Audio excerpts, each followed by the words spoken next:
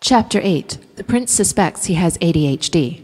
The Prince was enjoying the entertainment, but he had a short attention span. Rather than disrupt the show, he decided to amuse himself by becoming Ratchet, only exaggerated.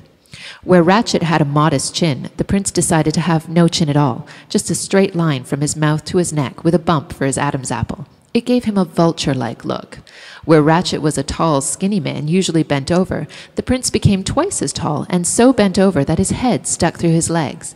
And where Ratchet had a tuft of white hair, the Prince opted for an explosion, rather like Albert Einstein. "I don't think that's funny, sire," Ratchet said, pulling himself up to his full height.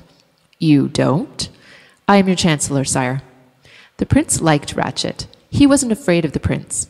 Well, he was. He was terrified like everybody else, but he hid it well. The Prince changed into a buxom medieval barmaid in a low-cut dress and gave Ratchet a big kiss. "We like you, Ratchet." "Yes, sire." The entertainment was nearing its climax. The 5 slaves were standing in a row, each wearing a large wicker basket on his or her back. The baskets were about 3/4 full of bricks, and no one had fallen over yet.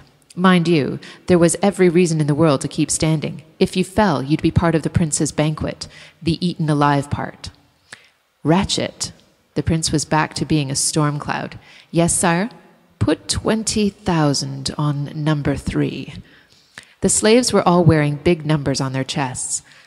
"The girl, sire? She's not very big." "She may surprise you, Ratchet." "Yes, sire." "You wouldn't—" "No, Ratchet, we wouldn't cheat." Ratchet weighed this. The Prince's whole life was built on cheating, lying, and stealing, but for some reason Ratchet believed him. Things were going so well now that Chester Newport wasn't running things. Perhaps the Prince was mellowing. "Ratchet?" "Yes, sire." "Do you wish your legs cut off?" Ratchet hurried away. The Prince chuckled as his cat guards placed a baby goblin in each basket. The babies were gray and gooey and energetic, each one carrying 2 sticks tipped with rubber balls. They were using them to drum on the slaves' heads. Some of the slaves were quivering. It wouldn't be long now. The Prince pushed the curtain aside and peeked out at the audience. He could see his lowlifes were really loving this. They were placing bets left and right and left, and those not betting were cheering, whistling, exhorting their favorite numbers to take another for the team.